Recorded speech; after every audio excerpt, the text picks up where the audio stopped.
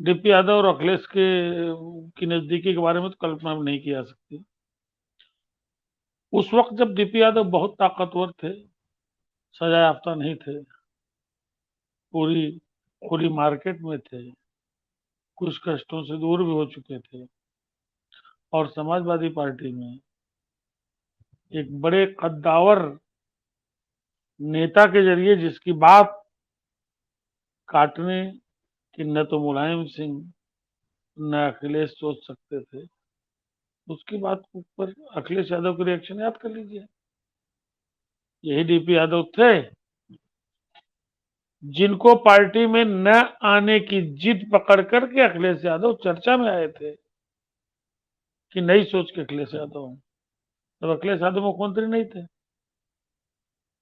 हाँ, मुख्यमंत्री का चेहरा जरूर धीरे धीरे बन रहे थे। तो ऐसे में जब अखिलेश यादव एक नए मुकाबले के लिए नई पॉलिटिक्स कर रहे हैं, तब उनका यह अतीत बहुत मायने रखता है कि डीपी यादव से दूर दूर दूर दूर तक कोई नाता नहीं रखा। और डीपी यादव भी जिस जमाने की बात दीपक शर्मा कर रहे थे, वो जमाना भी गुजर गया। वक्त जो गुजर जाता है वापस नहीं आता। कभी आप बहुत ताकतवर होते हैं, आपके रसूख काल में होता है कि आप जेल में हो तो भी आप सहसवान बदायूं से लेकर के बागपत और बुलंदशहर तक की सीटों को प्रभावित कर। वो वक्त भी बदल गया। लेकिन डीपी यादव खत्म हो गए हैं पॉलिटिकली, ये भी नहीं कहा जा सकता। कमजोर हो गए हैं, बहुत ज्यादा प्रासंगिक नहीं रह गए हैं, लेकिन कुछ इलाकों में मैटर करते हैं। इसलिए निश्चित रूप से वे पॉलिटिकोज जिनको इस वक्त ज्यादा संकट है, जिनको ज्यादा जरूरत है, वो तो कोई न कोई उपाय करेंगे। ये अलग बात है, या दोनों पक्ष जो सत्ता में है, जो सत्ता के लिए लड़ रहे हैं, या जो सत्ता में थे, एक बात कॉमन है कि कभी डीपी यादव जैसे व्यक्ति का नाम लेकर के वो अपराधी कहते हैं कि अपराधियों को जमावड़ा इस दल में हो रहा है, थोड़े दिन बाद उनको अपने पास ले लेते हैं, तो दूसरा पोजीशन वो कहता है। तो डीपी यादव या इन तरह की शख्सियत के बारे में अक्सर इस तरह के इल्जाम लगते रहे हैं, लेकिन कोई ऐसा नहीं है जो इनको रखता नहीं रहा हो। शुरुआत में बात मैंने क्यों कही, आजम खां की बात मुझे नहीं लगता है पिछले 20 वर्षों में उत्तर प्रदेश में समाजवादी पार्टी के किसी नेता की टालने की स्थिति रही हो। इवन मुलायम सिंह की ये माना जाता रहा। लेकिन अखिलेश यादव ने डीपी यादव को पार्टी में लाने की कोशिशों के नाते आजम से भी नाराजगी मोल ली। और ध्यान रखिएगा, शुरुआत में रामपुर प्रचार करने नहीं गए थे उसी नाराज में, क्योंकि इनका दबाव था कि डीपी यादव को लिया जाए। तो अब इस वक्त अखिलेश ऐसा काम क्यों करें। बाकी बची भारतीय जनता पार्टी और दीपक शर्मा खुद बता चुके हैं किसकी अवस्था। और अब वो जमाना गुजर गया।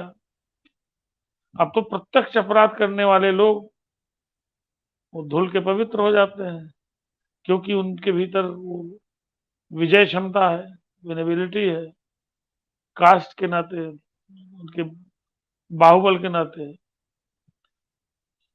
उनके इलाकाई प्रभाव के नाते, तो उनको तो कोई छोड़ता नहीं है। तो डीपी यादव कोई क्यों छोड़ेगा।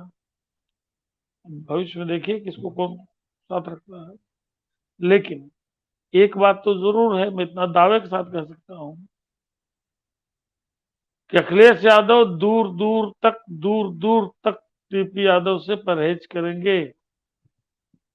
और डीपी यादव ही नहीं, डीपी यादव जैसे कईयों से परहेज करेंगे, क्योंकि अखिलेश को पता है कि उनकी उनकी पार्टी की कुछ कमजोरियों पर लगातार आक्रमण करके भारतीय जनता पार्टी ने उन्हें कमजोर किया, बहुत कमजोर किया। जैसे यादववाद, जैसे मुस्लिम परस्ती। और अखिलेश को जितना अभी हम देख पा रहे हैं, जो समझ रहे हैं लंबी लड़ाई की योजना में है और इन कमियों से धीरे धीरे धीरे धीरे धीरे, क्योंकि ये कमियां नकारात्मक रूप से प्रभावी रही हैं, ये सिद्ध हो चुका है, इसलिए उससे बचने की कोशिश कर रहे हैं। बाकी डीपी यादव मेरे पड़ोसी रहे हैं, जब विधायक और मंत्री थे तो मेरे एक ब्लॉक आगे रहते थे डालीबाग कॉलोनी में। मैं तो तब से जानता हूँ, किससे कहानियां फिल्मों की तरह इनके रहे हैं। बड़े माफिया डॉन, बड़े उद्योगपति, हर तरीके से शराब का बहुत बड़ा कारोबार नंबर 1 नंबर 2 में, हर प्रकार की ख्यात कुख्यात से लवरेज, इसलिए वक्त वक्त पर लोगों ने इनको अपने साथ लिया। पंचायती राज मंत्री बने थे मुलायम सिंह यादव की सरकार में, सांसद रहे, तो उपयोगी तो हैं। और इस वक्त उत्तर प्रदेश की राजनीति में 2022 की कठिन लड़ाई में सबको उपयोगी ही चाहिए। हालांकि यह उपयोगी अखिलेश के खांचे में फिट नहीं बैठते हैं। दीपक शर्मा शायद भूल रहे हो, एक कहानी याद है कि मुलायम सिंह यादव की पहली सरकार में मंत्री बने डीपी यादव। इसके बाद बड़ा रसूख था, शराब के कारोबार पर पूरा बुलंदशहर, गाजियाबाद, मेरठ से लेके पूरे पश्चिमी उत्तर प्रदेश एक छत्र राज था। मंत्री रह चुके थे, एक एसएसपी वहां गए, शैलजाकांत मिश्रा, गाजियाबाद में। कल्याण सिंह की सरकार थी और यही डीपी यादव, इनको कहीं पनाह नहीं मिली, ये महीनों फरार रहे। उसके बाद सुल्तानपुर में एक जगह है दोस्तपुर, हम और दीपक शर्मा साथ ही काम करते थे। मैं यही पुलिस और होम बीट देखता था।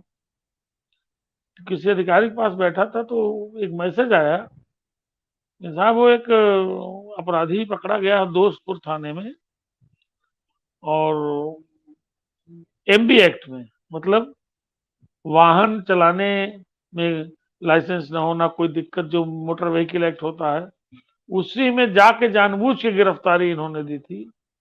6 घंटे तक पता नहीं चला कि वही डीपी यादव हैं। डीजीपी प्रकाश सिंह थे। जब पता चला कि वही डीपी यादव हैं, चुपके से जाकर के पूरे उत्तर प्रदेश के कोने कोने में कोशिश करने के बावजूद, इलाहाबाद हाई कोर्ट में बड़े बड़ों से मिलने के बावजूद कहीं राहत का अवसर नहीं मिला, तो छोटी सी जगह जाके इन्होंने सरेंडर जैसा, मतलब फर्जी एमबी एक्ट में किया। तो इन्होंने माफिया के तौर पर, प्रतिष्ठित व्यक्ति के तौर पर, प्रतिष्ठित व्यक्ति मैं कहूंगा, अगर कॉन्स्टिट्यूशनल पोस्ट पर आप बैठे हैं, आपको जनता चुन के देती है, आपको पार्लियामेंट भेजती है, आपको असेंबली में भेजती है, आप मिनिस्टर बनते हैं, आप जनता की आवाज बनते हैं, तो आप प्रतिष्ठित हैं। तो चाहे अप्रतिष्ठा हो चाहे प्रतिष्ठा हो, एक दौर था जब डीपी यादव एक बड़ी शख्सियत होते थे, नकारात्मक या सकारात्मक दृष्टि से। अब वो चीजें नहीं है।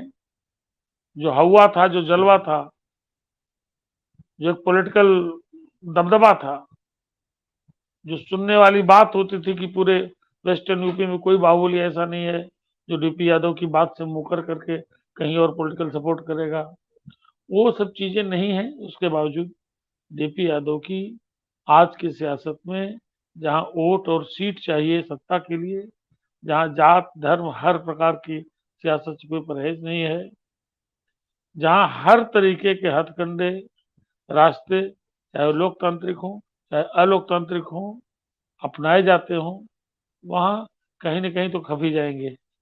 वैसे मुझे लगता है कि भारतीय जनता पार्टी अगर डीपी यादव को लेती है, ले भी सकती है, क्योंकि अब तो इतनी बड़ी अदालत का फैसला है कि वो दोष मुक्त हैं और उनके ऊपर कोई दाग नहीं है, वो अपराध इस प्रकार का नहीं है, तो कहीं भी जाए सक्रिय होंगे। लेकिन पूरे सवाल का एक जवाब, अखिलेश यादव उनसे बहुत दूरी बना के चलने वाले हैं, और वो भी वहीं जाना पसंद करेंगे, वहीं कोशिश हो रही होगी जाने की, जो अखिलेश यादव के सबसे बड़े प्रतिद्वंदी होंगे, सबसे बड़े मुकाबिल होंगे, और वो निश्चित रूप से भारतीय जनता पार्टी है। हो सकता है सीधे ले ले, हो सकता है किसी एलआई के साथ लेकर के इनकी ख्याति का, इनकी शक्ति का, इनके दबदबे का इस्तेमाल 2022 में कुछ और सीटें जीतने के लिए करें। और आप हमसे जुड़े रहने के लिए सब्सक्राइब करें YouTube पर, फॉलो करें ट्विटर पर और लाइक करें Facebook पर। और ज्यादा जानकारी के लिए आपको टाइप करना होगा सिर्फ न्यूज़ नशा।